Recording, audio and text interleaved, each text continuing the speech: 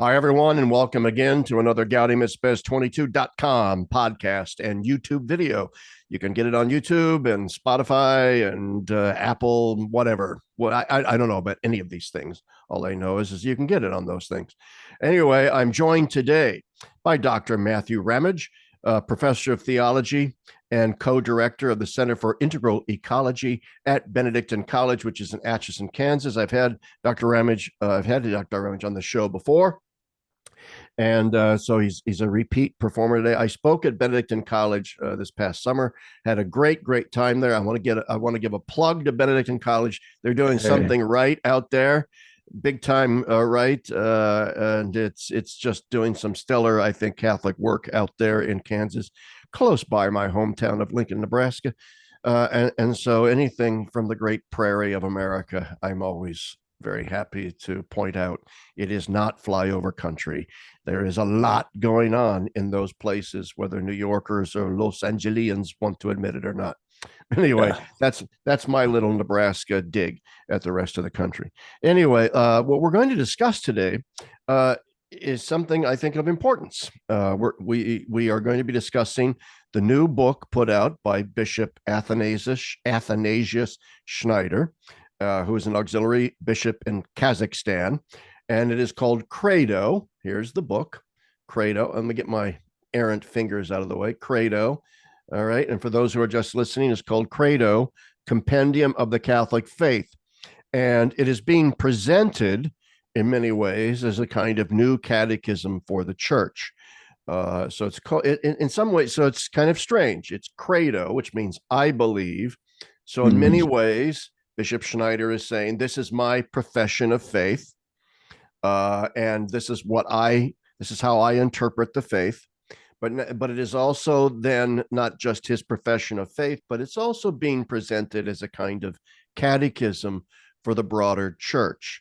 And so that's an issue that we could possibly discuss as well. So I'm going to turn it over to Dr. Ramage here just for some initial impressions. What is your initial, just sort of off the top of your head, impression of the Catechism of Credo, and then we'll get into more specific details.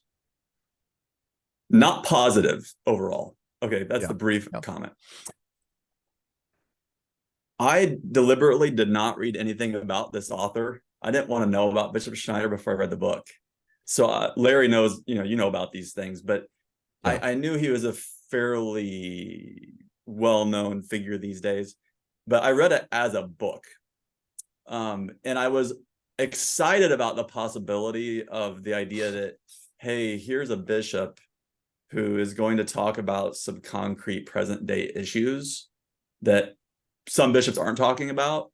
So while I say not positive, I was really happy that he treated very simply things like transgenderism, why that's wrong, liturgical abuses. Most of the book is not problematic. Most of it reads like the Baltimore Catechism, right? It's some of the subtler things that I think are deeply problematic, really. Yeah.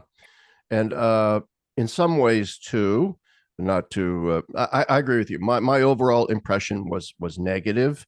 90% of it is relatively benign. It just reads like a standard catechism, and in that regard, it has some good things in it. But there's about 5%, 10% that contains some problematic, what I call zingers. There's some real zingers in there. All right, directed at the Second Vatican Council, directed at Pope Francis. And I'm not saying that for that reason it's necessarily bad or wrong. Both of those entities, the council and the Pope, can be criticized, legitimately so. So we have to talk about his criticisms of those things. But that was my overall impression was, this doesn't read so much like a universal catechism as it is simply the opinions of Bishop Schneider on the contemporary situation, spelled out in softball questions pitched to him by himself, or maybe, I don't know who was pitching it's put in the form of a kind of an interview, right? A series of questions to which he then gives answers. So anyway, I said I'm not going to dominate this conversation, and I really don't want to, but those are my sort of initial initial impressions. That it doesn't so much read like a catechism as it does simply an interview with Bishop Schneider, where he's opining on the subject. I mean, because some of it really is kind of very topical to today. Yeah, and that's a positive, right? And there's a beauty to the Baltimore Catechism that it's trying to model itself after with the Q&A. But like in the intro, it bills itself, well, as the title says, a compendium of the Catholic faith. And it says, it's a work that's entirely his own, and the most. I've written on a bunch of quotes, Larry, because I just wanted to be precise with this, right? Because I have the Kindle version I read from, so it's easy for me to do this. Okay, let's go. The preface, it says, readers will find the result almost incredible. A complete explanation of Catholicism, which is both thorough and readable. Readable, yes. Thorough, questionable. Complete explanation, not even close. Entirely his own, absolutely. It's very idiosyncratic. Yes, that's my point. And by the way, I don't mean I'm not trying to criticize the question and answer format. That's typical for many. It just to me it reads so idiosyncratically that it reads more like an interview than it does like a typical Q&A, like from the Baltimore Catechism. That was my point. So thanks. Yeah, without the precision of a Ratzinger interview, without that precision. But part of it is you're trying to give short explanations. We all know as pedagogues that you can only do so much. But I'll give you some examples in my reading of it that I find deeply problematic. But again, the basic idea, like we both get, has a merit to it. But the very subtitle, it gives itself, it bills itself as a compendium of the Catholic faith, which it's not. So again, I was disappointed. But hey, anybody who says women's ordination is not on the table anymore, good job to them making that clear. But anything he already is saying has already been said well by someone else for the most part. And actually, it reminds me of Pope Francis. We both are aware of things he says that are imprecise, that someone else before has said better. And we wish, at least I think I can speak for you, we wish he wouldn't have muddled it. Yeah. Yeah. Muddied the waters. My reading of this is really the same hermeneutic I take with regard to Francis, but on the opposite theological spectrum they both come from, right? That I'm going to owe him the charity of a Christian, although he's not my bishop. It should be respect. And I think, Francis deserves that. And then you get the criticisms that rightly come with that. But, like one thing that he points out, I thought might be interesting to talk about with you, Larry, if you're okay to go to a specific number. Sure, let's do. Yeah. Is it's a critique of communiotheology, and I think he may have some merit here. I think it's more of like an insider baseball question, but it's numbers 95 and 96. I know you've heard this one before, but I wanted to hear your take on it. So he takes on Vatican II and John Paul's line that man is the only creature that God has willed for his own sake, right?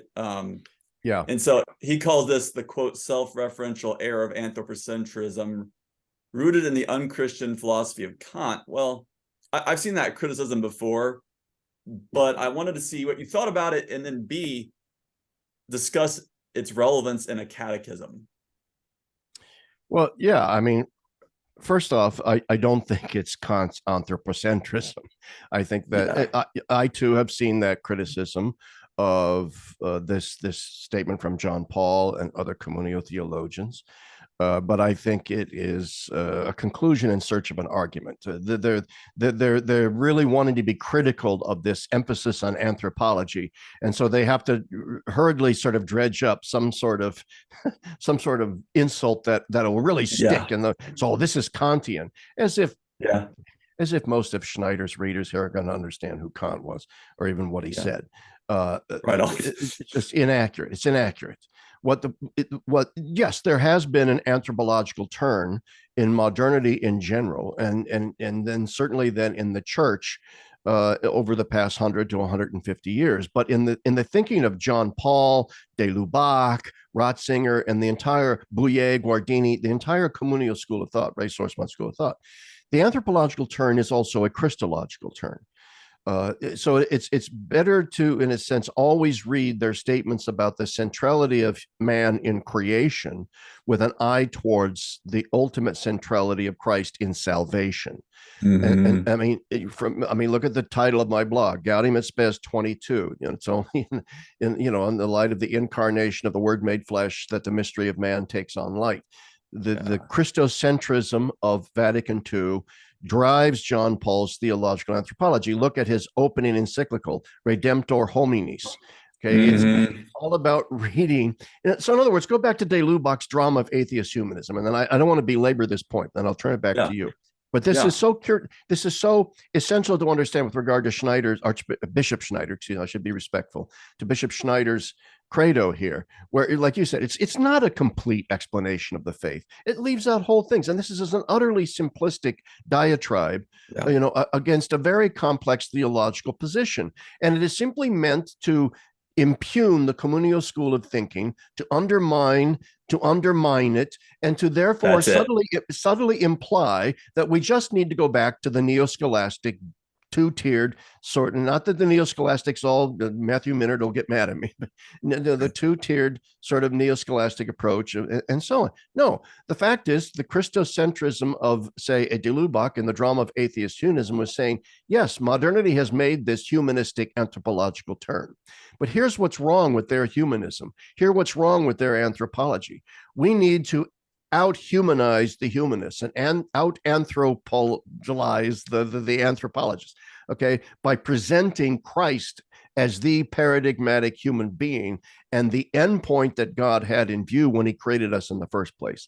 That's the communal perspective, and Bishop Schneider does not give it its due in this part of the Catechism. I'm with you on that. I think it is. Again, I call it insider baseball. It's a theological debate, right? And so I wanted to point out, and it's cheap and it's snide. Yeah. On the very face value level, you could see it being a problem, but that's the problem, is he doesn't go beyond the face value. And boy, if I could kind of point out some areas I want to talk about. Sure, no, go right ahead. That's why I have you on. I'll tell you, divine revelation would be one. Okay. Other religions is one. Faith and science is a disaster in this book. But maybe the most logical one to do next would be this idea of the two tiers with human dignity. I think what disturbed me most about the book was that section. It's not the area I spend. This is what popped into my head. This was the number one thing that the critics of the book immediately leaped at, seized upon, and the defenders of the book have really come back. This has really been the center of the debate, where Bishop Schneider implies that human beings do not have any inherent dignity as created in the image and likeness of God, that the only real dignity we have is as baptized into Jesus Christ, as far as my reading it. Am I right? So go ahead.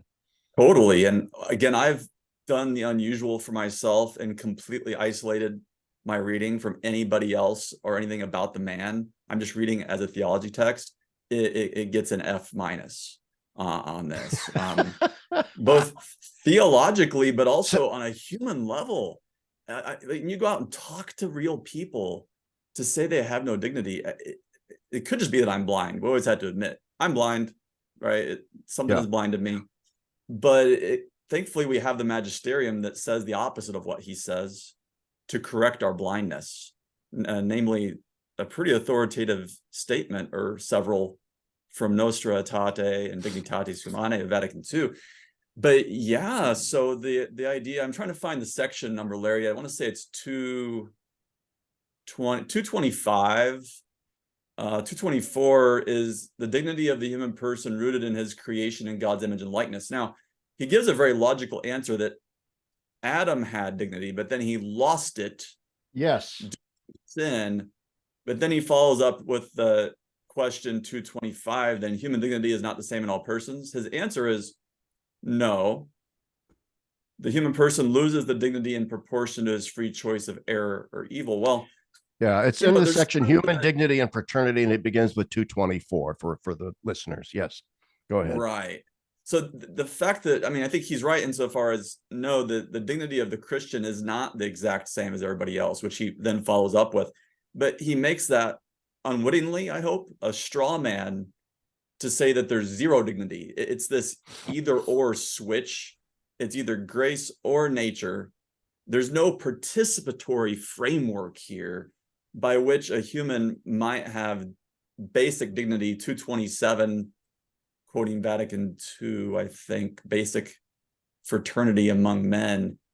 So there are degrees of participation, and you can say that Christians have a greater dignity without denying the basic goodness of the human person in general. Exactly. And tied up in this argument, of course, all the debates about nature and grace is also the question of, and I've seen traditionalists argue against, say, the De Lubacian position or the John Paul position, that Christ truly unites himself in the incarnation to every single human being. And their rejoinder is, no, he does not. Christ only unites himself to the elect, to the baptized. And he does not unite himself to the entire human race. And it's sort of, which is why at Mass, it's, for many and not for all. And that was a huge thing with many of them. Why many of them said the Novus Ordo is an invalid liturgy because it says for all instead of for many and so forth. Yeah. At least in the translations, and so, this is not simply an esoteric debate about whether or not we lose our dignity when we sin, and whether or not people outside of baptism have any dignity. No, there's a lot at stake in this question. And I suppose we can debate the theological subtleties of nature and grace, and relative analogical elements of participatory dignity, as you called it. But this credo, this book, does not do that debate justice. And that's the point once again. It's simply like this sort of pithy dismissal of the idea that Christ did in fact unite himself, however analogously, to every single human being, and that when God created the human race, our dignity is not effaced by our sins completely. I mean, otherwise you're arguing for some notion of the absolute corruption of humanity in the fall, right? Yeah, absolutely. That's a huge problem. And it ties into implications. You can see it with religious liberty. Let me look. This is way far ahead, okay?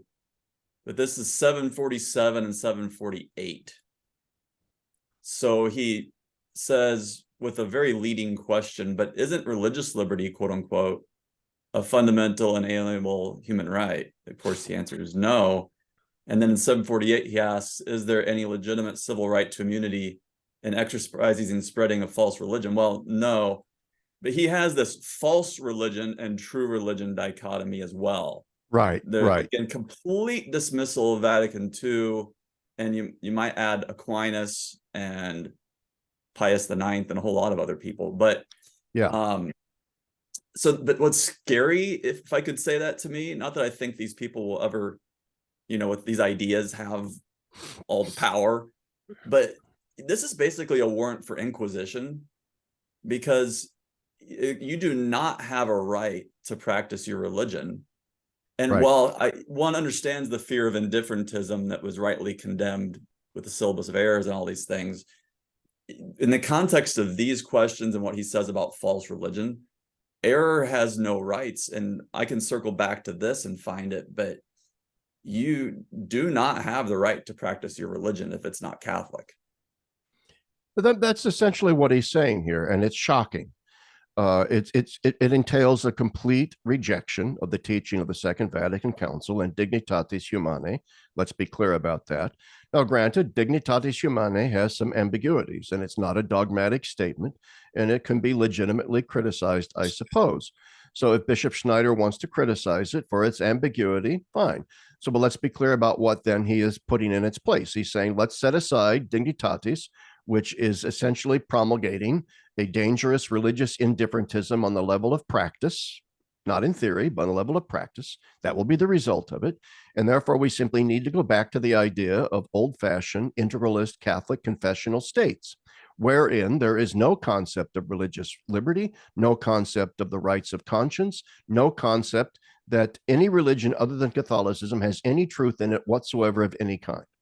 And therefore, it's legitimate for the government to ban those religions, to suppress them. And so you're right. it might be considered by some to be sort of hyperbolic or hyperventilating on our part to say this is a recipe for inquisition.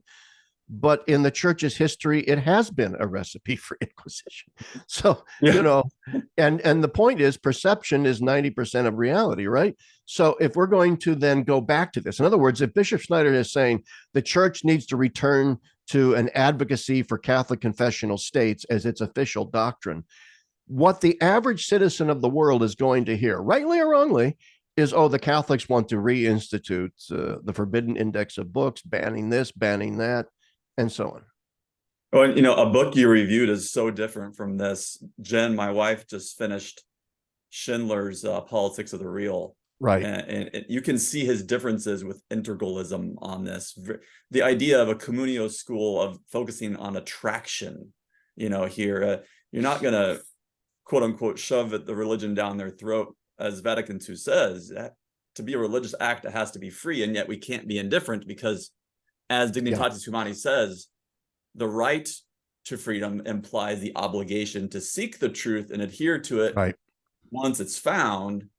But yeah, like it's pretty interesting that I've actually met individuals say stuff like this. Again, you mentioned it could be considered hysterical, but I've actually heard people say the implications out loud of what he said.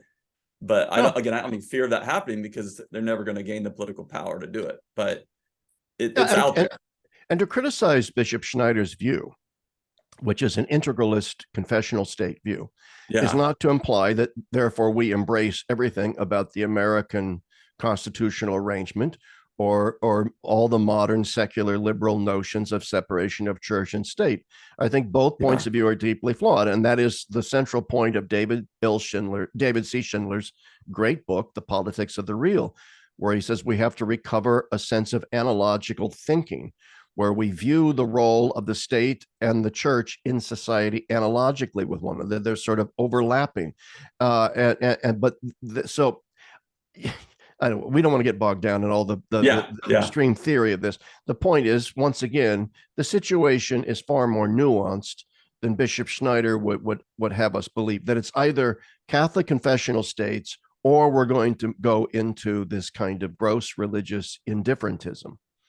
And it just doesn't ring true to experience, right? Because I teach a course at Benedictine called Christianity and World Religions, and by no means is it a relativist class, but you go and you meet real people, whether it's in your own city or in different countries. For example, I'm aware of terrorism and Islam, but I've actually never met a Muslim in America personally that I didn't get along with, even though there are many I wouldn't. But he ends up saying that, Islam is a completely false religion. And he minces some words, understandably, with a couple of things Vatican II says, but he speaks of Buddhism, Hinduism, Islam, and even Judaism after Christ's time on earth as completely false. Yeah. And then they're demonic. He calls them demonic. Yeah, right. And so then another thing philosophically I find interesting.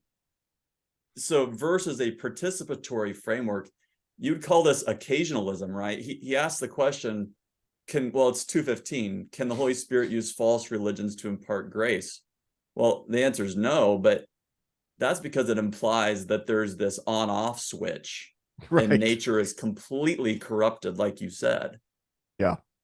Yeah, he plays heavily on the distinction between natural religion, which of course is a virtue, and Aquinas talks about it. And he says that based on reason alone, human beings can come to certain conclusions, that God does exist, that he must have certain qualities, certain conclusions about, therefore, our religious duties towards this deity, and so on. He goes, so yes, there can be the movement of God's grace in natural religion as a preparatio fidei, a preambula fidei, leading us towards the gospel. But there can be no such movement of the Holy Spirit in the actual constructions of other religions, which he says are demonic deceptions. Now, that is too, I think, neat a distinction. I go back to somebody when I used to teach, I used to use C.S. Lewis and his book, Mere Christianity. And of course, Lewis in Mere Christianity says there are three ways that God gets sort of revelation into us. One is, Yeah. one is moral conscience. One is, number two is called what he calls good dreams. And number three, he says, are the Jews, salvation is from the Jews. Yeah. Number two, good dreams. What he means by that, and Lewis was an expert at this, right? Was the entire mythopoetic, imaginative, religious world, which of course is a mixed bag of the demonic and the angelic, of error and truth. But it is simply really awful to simply say that all of the mythopoesis that we see as the fruition of religiosity, natural religiosity around the world, is simply demonic. And is to be utter. I used to teach Muslim and Hindu girls in my classes, and I have to say, I had many Muslim girls come up to me after my class and say, what you said today deeply struck me, and there are elements of the Quran that would say the same thing, and then we'd have these interesting conversations. And so it's just not possible for me to look at those young, usually female Muslims in the face and say, yeah, but you do realize, of course, that Muhammad was demonic and your whole religion is demonic and it's all deception and you're going to go to hell unless you embrace Christ right here now that you've heard the gospel preached to you. Yeah. And I hate to engage in that kind of caricature, but it kind of boils down to that, doesn't it? It does boil down to it. If you really experience those true people, you can't not see this. And by the way, I pulled these off my shelf. I'm a little biased because I'm yes. I'm teaching a course on that. It's not semester. Just Lewis. There are strong Catholic voices from Chesterton to Tolkien, Chesterton, John Paul, Benedict.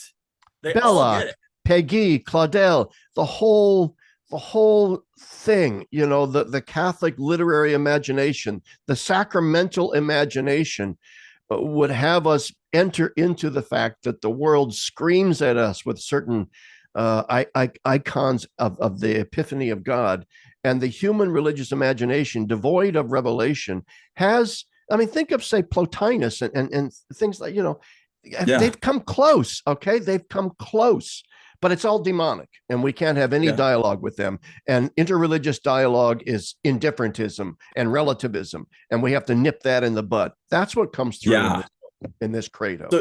So on that score, there's one of his footnotes about Vatican II. It's ironic how it reminds you of Pope Francis's footnotes in some way. You got to go look at the note, see what it says. But on that question, does the Holy Spirit use false religions to impart grace and salvation?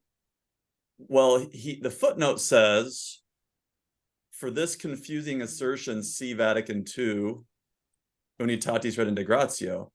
Well, first of all, that's not what Vatican II says. It doesn't say false religions. That's loading the deck here. Yeah.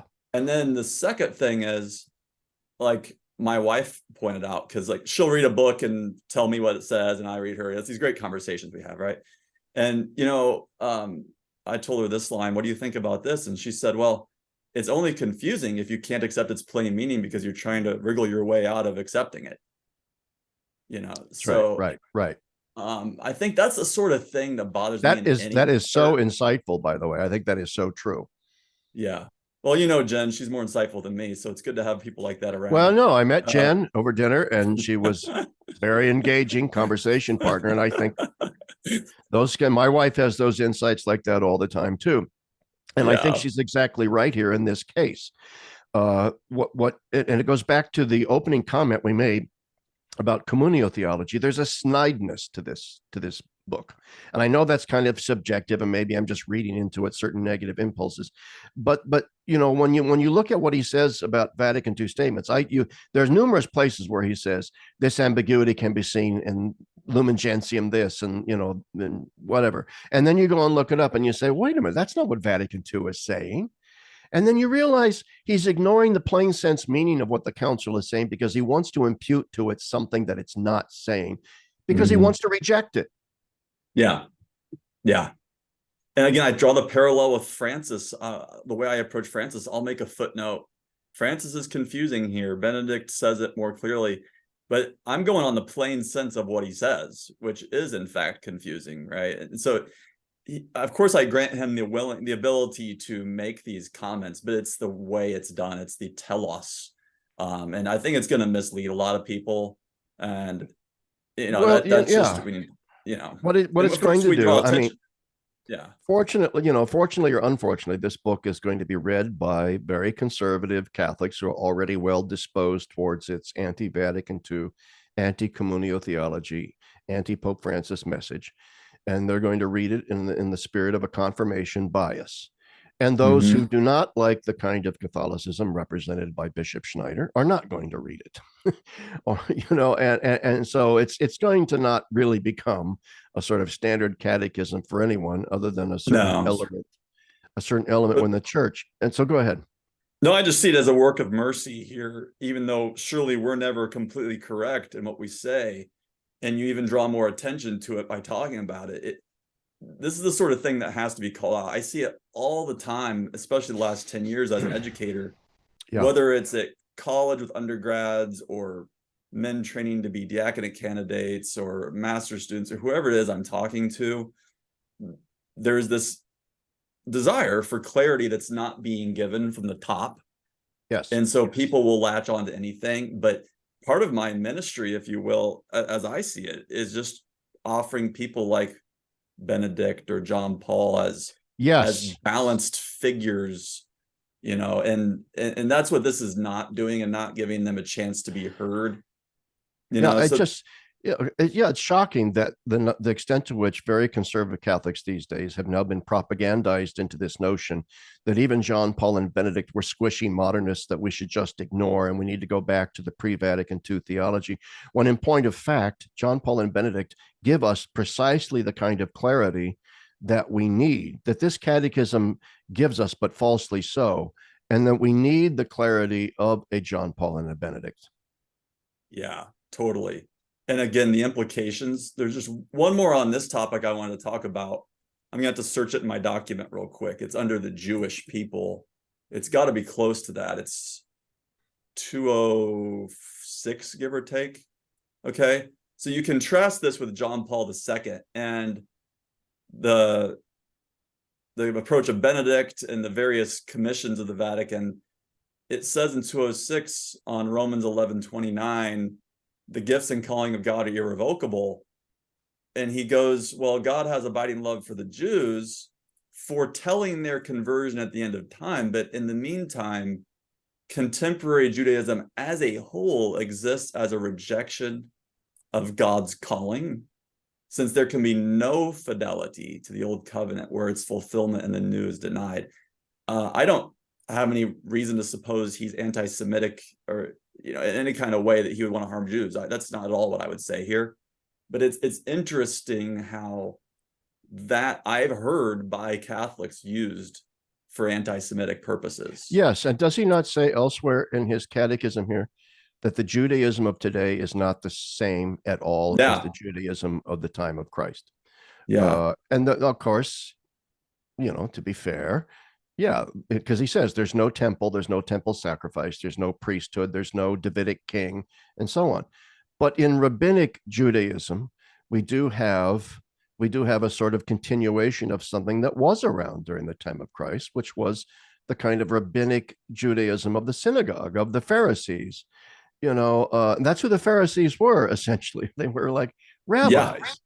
Yeah. Okay. And so essentially, rabbinic Judaism did survive. So I don't understand his claim that just because there's no temple and no sacrifice and no priesthood and no king, that therefore this is not the same Judaism. Well, it's not exactly the same. It's a bit. But again, it's the on-off switch, right? It's either or grace or pure nature or pure fallen nature.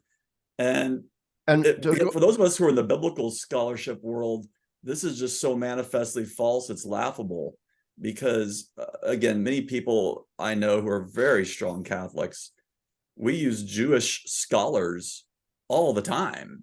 Yeah. I'm thinking, I don't know, Amy Jill Levine pops in my head, John Levinson. There's a bunch of them that are really good. Or Matthew Levering up at Mundelein holds conferences with Jewish people, not because he's trying to tell them how wrong they are, but in order to genuinely learn from them as well, right? Well, look at Abraham Heschel's great books on the prophets. Yeah. And lately, I met Brant Petre at the Word on Fire conference. Yeah. All of his books, which demonstrate quite conclusively the deep and profound Jewish roots of the Christian faith. Not that Bishop Schneider would deny the Jewish. He's not a Marcionite, right? Right. But the implication of dialogue with Jewish scholars and books like Grant Petre's and so forth is that there is an ongoing reality to Judaism that has to be taken into account. In other words, once again, like I like what you say about the on-off switch. Either Judaism now is just one more false religion, and God still loves them in a special way with an eye towards their eventual conversion. All right. So, but there's nothing special about them right now, and there's no covenant with them right now. Either that, and they must convert to Catholicism. Either that, or it's some sort of loosey goosey, all religions are equal kind of a thing. It's the current position of the Catholic Church from Vatican II through John Paul and Benedict is that the covenants with the Jews remain. The Christianity does not remove them, but that also does not mean that the church should refrain from trying to bring Jews to Christ. There is a tension there, but it's not a tension that's resolved by, in a sense, falling into one of these extremes or the other. Am I wrong? No, I think you're right. I mean, again, you mentioned We're on Fire, that conference you were at. I think of that approach and all the flack that gets taken, but leading by beauty, it's not the only thing, but I just think of the positive message, right? Okay, here's the beauty of Judaism. And Brant Petrie does such a great job on this versus the medicine of severity, as John the 23rd would speak about it, right? So it is, and it's that way with divine revelation in this book. As a biblical theologian, that's a section that was highly problematic, right? It's doubling down on the ancients, but not ancient Jews, only church fathers. Yeah. And nothing against church fathers, right? They're great, but I'm a Benedictine. I'm a Ratzingerian. So I've got to be like, it's an explicit rejection of everything we've been doing for a long, long time with regard to ressourcement and seeing the good in some things modern, many things modern, like Rabbi Heschel, or God forbid, someone who's not even Christian or Jewish might have something good to say about the Bible too. Yeah. That sort of thing. Yeah, exactly. And even secular thinkers who are sympathetic with the gospel and so on. And the section on Revelation was problematic as well, because once again it simply fell into these old categories of thinking, and there's this subtle insinuation, some not so subtle, throughout, and no matter what topic he's talking about, which is that the only way to, in a sense, retrieve the fullness of the Catholic faith is to reject everything that's come since the council and to replace it with what was before the council. Now, he does not say that explicitly. And I know our critics, the defenders of this book, come forward and say, oh, you're attacking a straw man. He's not saying that at all. And yet, at every turn where there's a hot button controversial issue, whether it's the Jews, other religions, nature and grace, the nature of revelation, the nature of religious freedom, at every turn, he's critical of Vatican II, critical of the post-Vatican II theologies, and says we need to return, in order to retrieve the robust Catholic faith of the past, we have to return to what was before the council. To me, that is this catechism in a nutshell. It is. Well, and then you can show things demonstrably either false or incomplete. I encountered someone, I only know to some extent, but I encountered someone recently who said that you should only be using sources for theology that came before Vatican II. Thankfully, they're not a professor, but anyway, the point was you can only use those. So if you look at number 37, he asks, what resources should the Catholic exegete use? What should we consult for biblical scholarship? And he quotes Pius XII with a great document, Divino Afflante Spiritu. Sure, great. And he says the church fathers are great, use those.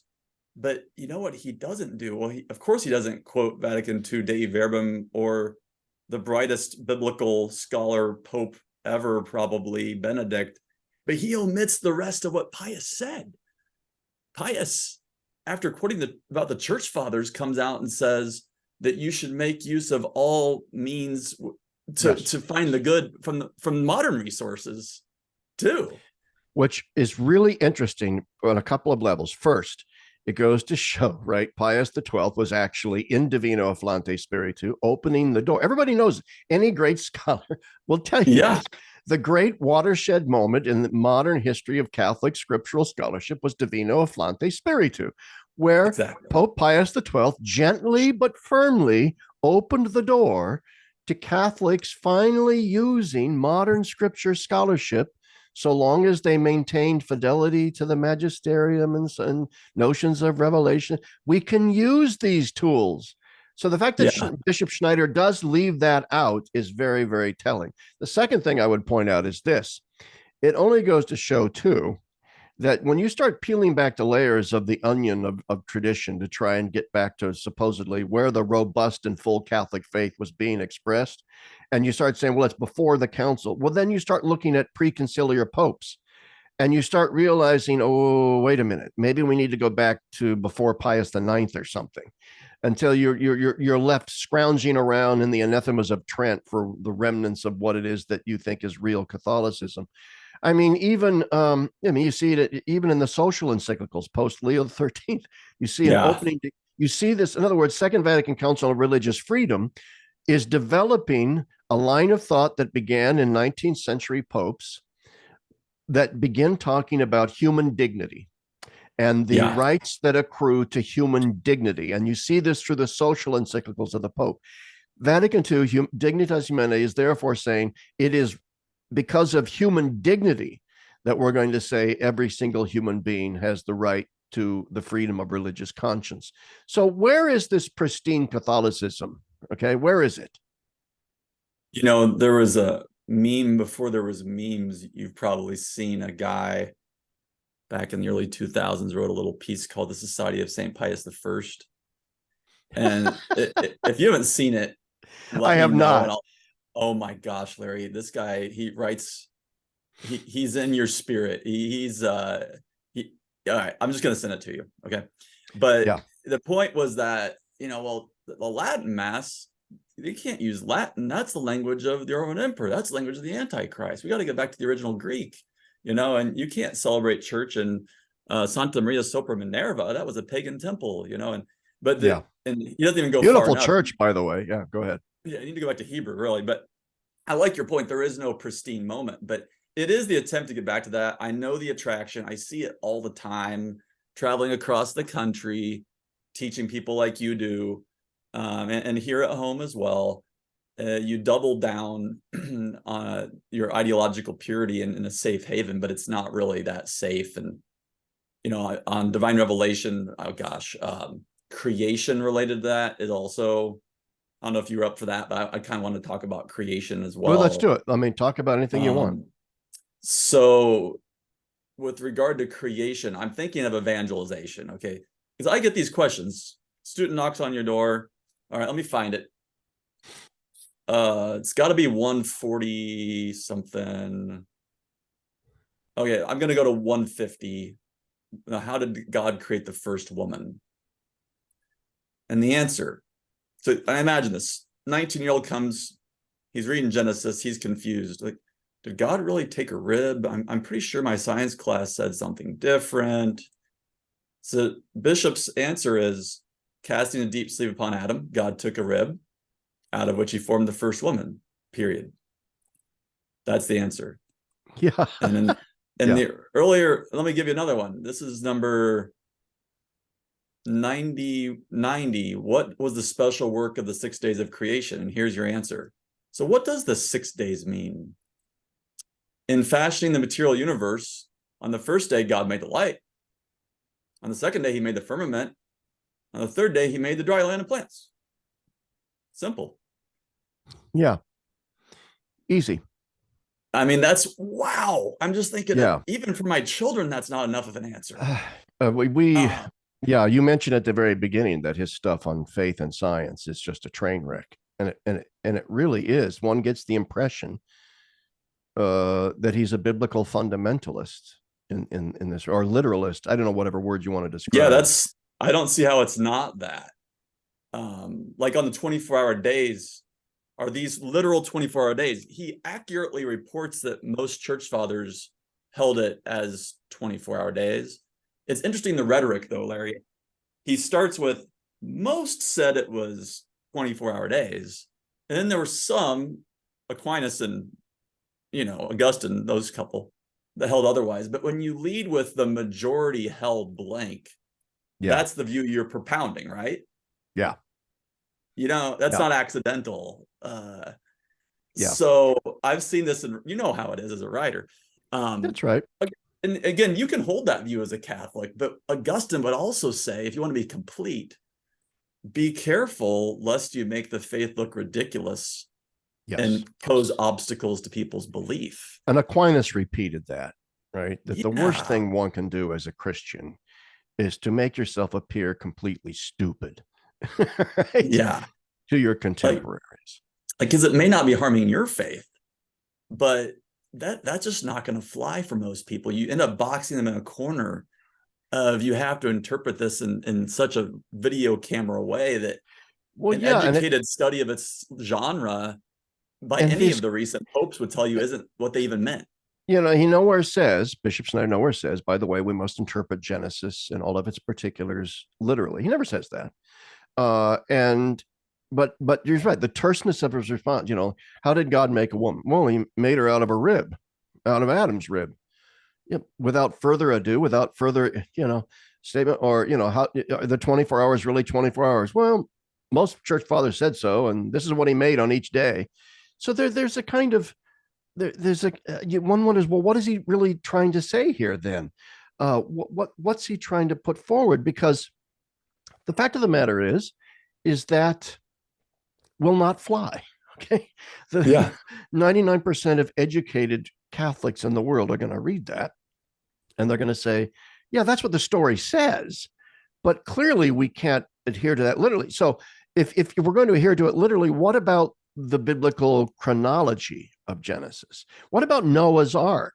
Was there really a worldwide flood, which, if you follow the Bible's chronology, happened about 5,000 years ago, 6,000 years ago, that destroyed everything, and every living land animal on the earth is now descended from, pairs of animals that came off a huge boat in the mountains of Turkey, 4,000, 5,000 BC. I mean, seriously, is this what you are committed to? And it would seem that if he's going to follow through, he's going to have to be committed to all of that, the whole ball of wax. Yeah, I mean, I've just seen this enough that I'd be just aghast. I don't know what the right word is. I'd be surprised if that's not what he's saying. And of course, there's this constellation of things that I think are so beautiful. And I want to come back to beauty and make sure I'm not being purely negative here, that I think are so great about Benedict and John Paul, right? You've got faith and science, the beauty of the liturgy, of course, but it's always both and. And you have the participation of other traditions in the goodness of Christ through his grace, and so many things that are all just siphoned off here. But of course, one of the parts of the constellation that you have to reject is evolution from this perspective. And of course, I wrote a book on this, so I'm a little bit biased and maybe a little bit too OCD about this topic, but it is one of those things that is a standard of orthodoxy in many people's view that he clearly takes a stance on. It's not a catechism, but I want to talk about for 1 minute, and then I need to shut up because I keep getting excited about these topics. But no, keep going. And 155, he asks, who denies that the body of man was created by God? Chiefly Darwinists and other atheists. Anybody who knows English knows that means anybody who accepts anything from Darwin is an atheist. Yeah, and other atheists. Right. Okay. Exactly. And then he follows that up with, does the church affirm the theory of evolution as certain? Well, I mean, the church doesn't define science, but the fact is, all of our recent popes, last three popes, I guess John Paul I didn't talk about it, but they've all been in favor of, the science is pretty clear here, guys. But then he quotes Pius XII again. Some rashly transgress the liberty, something like that, right? Like, you can't hold this.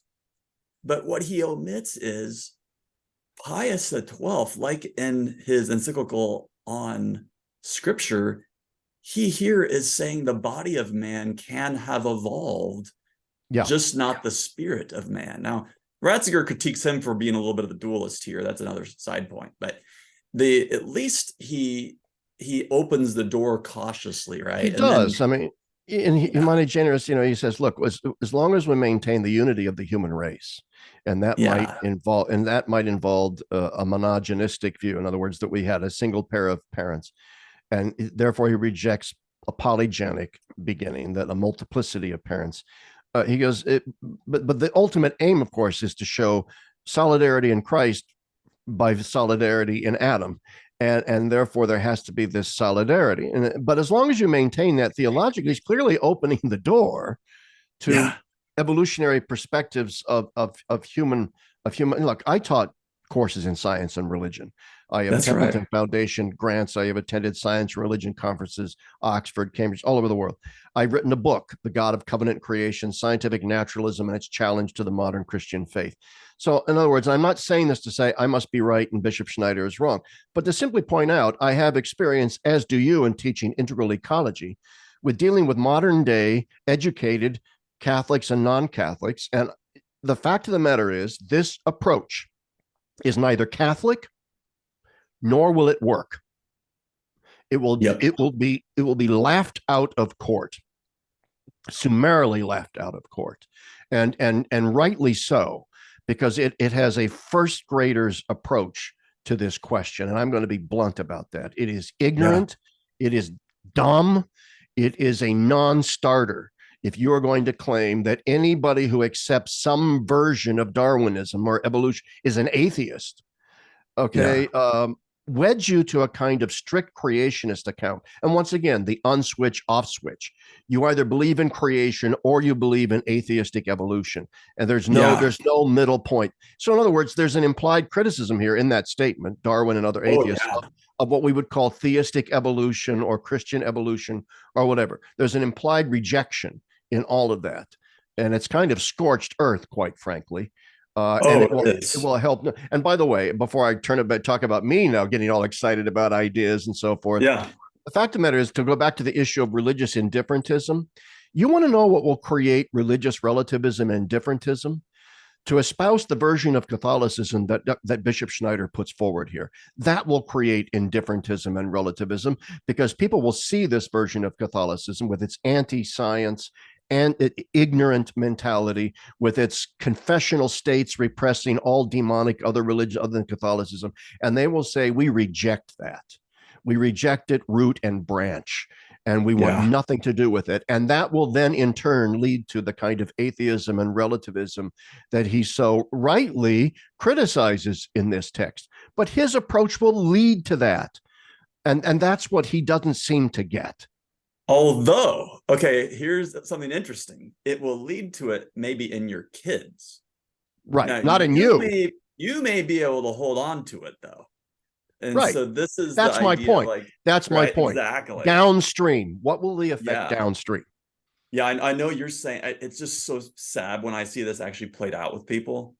I've had students come to me like almost losing their faith because we homeschool, by the way, but because their homeschool curriculum, which was Protestant, told them this stuff. Yeah. And the parents probably were fine. They may be loving Catholics, they may be all great, but it is a real problem. And it's again, it's a very much closing off to anything that's good outside and doubling down, which may seem like Yes. the right answer, but it's not, right? Yeah. I Yeah. mean, the subtext in all of it is that everything modern is bad. And only the medievals and the fathers and so forth. We need to go back to all that and recover all this stuff. Yeah. I mean, we have to have an intelligent Catholicism in order to dialogue. I hate to use that word, but in order to have a Yeah. conversation with the modern world. And if we don't have a conversation, then we're going to end up as simply sectarians living in our Catholic compound, with our buried Catholic school buses and hand grenades Yeah. embossed Your Our hand Lady of grenade one, Fatima right? on them, and so on. All right, Yeah. and that's the version of Catholicism, Catholic Qumran Essenism. All right, Catholic Amish. This kind of rabid sectarianism is what this catechism will eventuate in. I'm not saying he is necessarily in favor of that, but those who think that way are going to glom onto this text and use it in that regard. And so, yeah, you see this dynamic all the time in our students, kids that are raised in a kind of, first off, kids that are raised with no religion and this progressivist woke BS, yeah, they end up screwed up too. But kids that are raised in the opposite extreme of absolutist parents espousing this scorched earth anti-intellectualism, they grow up hating this version of religion as well. And so, ironically, paradoxically, you end up with both sets of kids ending up in the same place. Yeah. But anyway, I want to turn my attention to something else, and then you can comment. Number one, it's the mere fact that Bishop Schneider issued a catechism at all, when we already have a universal catechism of the Catholic Church put out by John Paul II. So is there not, in other words, and to give the history of this for people who maybe don't understand, before John Paul put out the Catechism of the Catholic Church, there had been numerous catechisms around that had been promoted by various, some of them were like fairly conservatives. One that I liked was The Teaching of Christ. And another one by John Hardin called, I can't remember what it was, simply called The Catholic Faith. Yeah. And those were nice Orthodox catechisms. But then there were also, like the Dutch bishops put out the famous Dutch Catechism, which was very, very, very liberal. Would Bishop Schneider like it if Bishop Batzing of Germany decided that the German Episcopal Conference out of the Synodal Weg, was going to put out the Synodal Catechism of the Deutsche Volk? All right. I mean, can you imagine what kind of a nightmare catechism that would be? It would make the Dutch Catechism look like the Infant of Prague. I mean, it's crazy. And the fact is, so there is this, in Schneider putting out this catechism, there is this not so subtle repudiation of the catechism put out by John Paul as not adequate, as having mistakes that need to be corrected. Because why? Because it's rooted in Vatican II. Because it's rooted in a more modern understanding of Catholicism. It has squishy elements that we need to correct. Hence, I'm putting out this catechism. So what do you think of that criticism? 100% right. Including the Infant of Prague. Again, he's free to do that, especially for his own diocese. But part of the thing that mystifies me is, who's the readership of this? I mean, what do I know? But I've got to believe the readership is American Catholics. Yeah. It's written in English also. It's certainly not going to be read by people in Kazakhstan, which is like 95% Muslim and like 0.01% Catholic. Yeah. And maybe part of his anti-Islam perspective is a lived experience of bad Islam. That's obviously possible, even probable, but it doesn't mean that is a universal kind of approach. So it's not, as the subtitle says, right? It's not a compendium of the faith. It'd be good if it was for his diocese. Then be like, okay, well, that's your bishop, then you show the due respect and all these things. But it's interesting that we had to go to Kazakhstan to get this, right? And nothing wrong with, can anything good come from Nazareth? Sure. Kazakhstan, sure. Syria.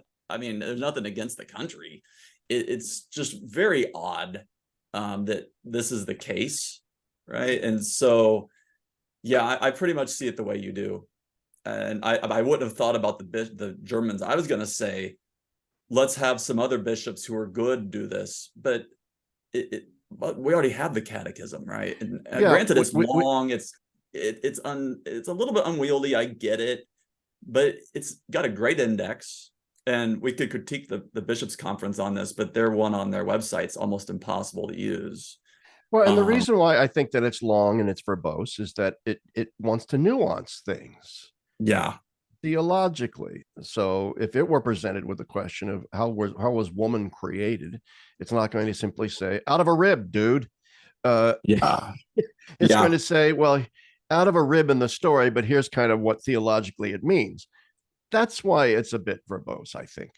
Yeah, no, and even then, um, it's like paragraphs. It's not essays. If people haven't read it Right. before, they should check it out. Right. And I really do think that, and it comes out here and there, Bishop Schneider is critical of the Catechism of John Paul in a few places. And that's not to say that a catechism can't be criticized. It can be. And he does. But I do wonder, what, like you began by saying, hey, 90% of this catechism, 95 or whatever, or maybe I said that, but anyway, we both agreed. There's a lot in this. There's a lot in Schneider's catechism that is utterly benign, good, and so forth. Well, we can get all that from the Catechism of the Catholic Church too. I mean, all that good stuff is already in the Catechism of the Catholic Church. We don't need Bishop Schneider's catechism to get that good stuff. And nor are people reading Bishop Schneider's catechism for all of that 90% of stuff you can get in other catechisms. They're reading it precisely because of the dicey bits. Yeah. They are reading it from an ultra conservative Catholic point of view, precisely for where it corrects Vatican II, corrects the other catechism, corrects John Paul, corrects Benedict. That's why they're reading it, which is why I think it's important for us to focus on those wee bits in there that seem innocuous but are not. Yeah. Yeah. Like, I'm not going to sit here and critique the moral theology part or things like that, which interested me less anyway, but I didn't find problems. Maybe one of my colleagues who specializes there would have, but I was kind of rooting for this thing, rooting for it to be better than I had kind of feared, but I was too. It didn't pan out. You know what? By the way, and for readers and listeners who might, I mean, not readers, but viewers and listeners, some people might think, well, you already had it out for Bishop Schneider before you even read his. No, actually, I didn't. I don't know I had to look up even what diocese he was bishop of. I knew he was a personality out there in the church, but quite frankly, I haven't followed him. I really didn't care. I had no strong opinion about him one way or the other. And so, I got the book thinking, well, let's see what's in here. This might be, in this age of confusion, maybe this would be pretty good, And then I thought, oh man, oh no, not good. Yeah, exactly. My same experience. And I guess it just shows the need for us all to do a better job, right? If this is the people's attraction, then my worry is this, clarity. We mentioned before, 99% of, Catholics that are out there are not, really going to concern themselves with these issues. But the problem is this, because people write to me all the time. Why are you always so writing about the synod and the latest motu proprio and all of these inside baseball Catholic issues? The fact of the matter is, because I am in communication, as you probably are too, with people involved in seminary formation, that young seminarians, young Catholic seminarians, especially in the United States, are very, very influenced by these trad sorts of. Now, that's not necessarily bad. And I don't say that as just sort of a butt covering statement. It's not necessarily, there's a lot that the trads say that's actually good, and I agree with it. Yeah, we need better liturgy and so on and so forth. But it isn't good if you have an entire new generation of seminarians coming up who are going to pick up Schneider's credo and say, yep, this is the way to go. And I'm going to use this book in my parish. And I'm going to use this in RCIA. That's what's bad. Yep. I haven't blown a fuse yet because I haven't seen that yet, but it's it'll happen. That's around the corner. That's going to be if this catechism picks up steam, if it gains traction and so on. But if social media are to be believed, I mean, some of the leading lights of the traditionalist movement are out there pushing this text as this finally we have this great statement from a robust and faithful bishop. One of the things I'm really tired of, and I'll get on a little rant here, is this characterizing of bishops like a Strickland or a Schneider or whatever as the sole faithful bishops out there willing to express the fullness of the faith.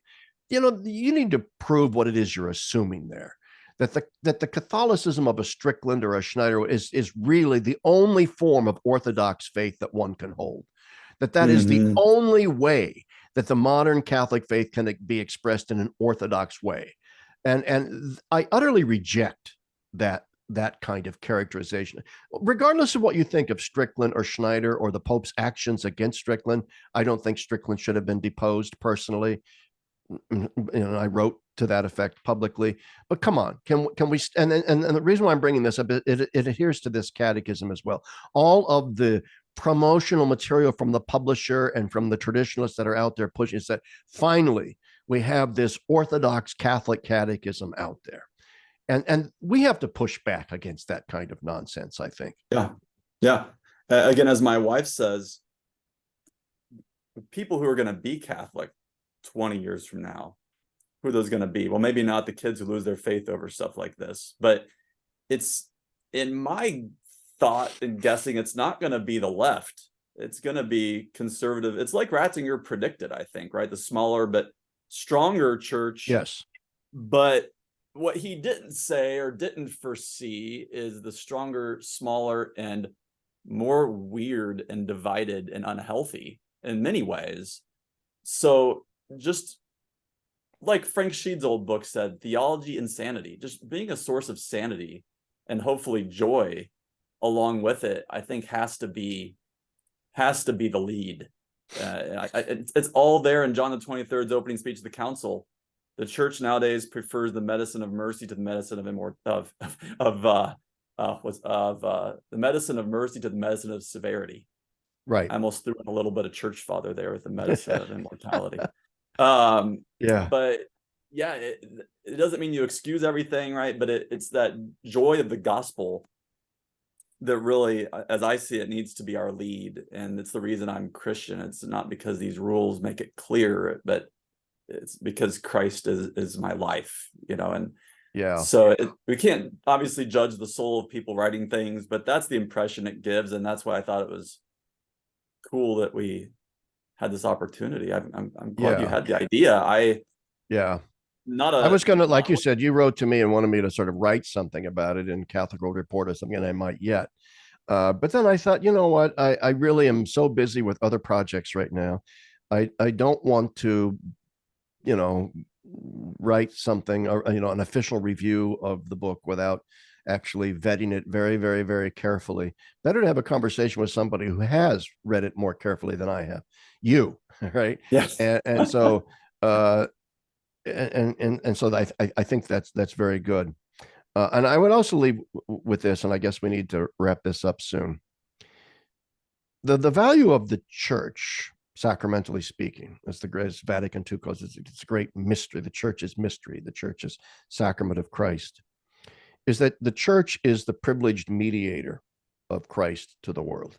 In one sense, there's an old Alexandrian theology of the incarnation, sort of the corpus triforme, that revelation as such is the incarnation of the word in Jesus of Nazareth. That's revelation as such. Then there is the God privileged witness to that revelation in the incarnation of the word, in a sense, in scripture. Right. But then there's a third incarnation of the word in church, sacrament, doctrine, magisterium, saints, the whole ecclesial thing, which then mediates the primary revelation, which is Christ, and it's in that privileged witness scripture down through the ages. And so the church has essentially a mediatorial role. The church mediates Christ to the world.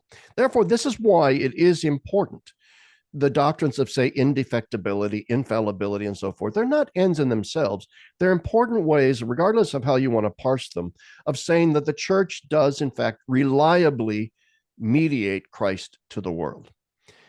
Now, that being said, there is a tendency, I think, among some very, very devout, very conservative Catholics to conflate all of those incarnations of the word into the magisterium of the church.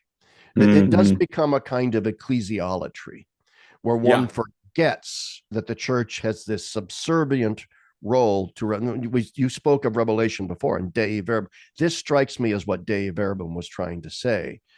And thus we have to avoid this kind of ecclesiolatry, I think.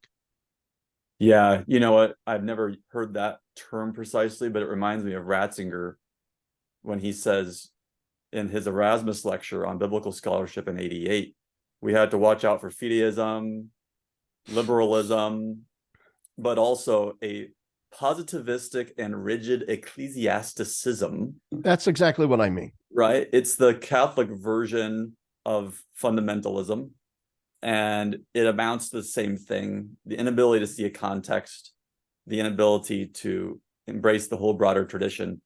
And it's just such a joy to be Catholic because we do have that. And perhaps ecclesiasticism is a better word than ecclesiolatry, because that implies idolatry, right? But yeah, I'm glad you used that word. That's a good correction, I think, to call it ecclesiasticism rather than ecclesiolatry. It is, but one way or the other. And, yeah. And my point is that I see that kind of magisterial positivism or ecclesiasticism and rationalism at work in catechisms like Schneider's. Yeah. And that's the kind of the point I'm trying to make. And if and people might find that it is a useful and beneficial book to read. I think so long as one can place it in proper context and realize that it has its flaws. Yeah. I would just tell people, go read the actual catechism. Yeah. Father Mike has a podcast. Isn't he doing catechism in a year right now? I think so. Yeah. Right. I mean, there's stuff like that. That's the actual teaching of the church. And maybe I should make this my last point so I can go eat lunch, but it's like people, I know they'll quote this or that vision or this or that document from 15 whatever, but they've not actually read the Bible or read Vatican II. Yeah, exactly. Let's actually retrieve these precious sources, especially scripture, that are right there in front of us. And that's right. Yeah. What do you think of the footnote, the subsection 3.A of Trent's anathema of XYZ? Yeah. I would say, well, have you read the book of Samuel? No. No, I haven't. Okay, well, fine. Go read that and then come back to me and talk to me about Trent. But anyway, now we're off on that tangent. But anyway, hey, thank you so much for this conversation, because I think it's actually been very enlightening and very beneficial. And so I can't thank you enough for coming on today. Oh, I'm glad we got to do it, Larry. Great. We'll talk to you later. Have a good one. Yeah, you too. And go have some lunch. All right. See you later. All right. Thanks a lot, everyone. Bye-bye.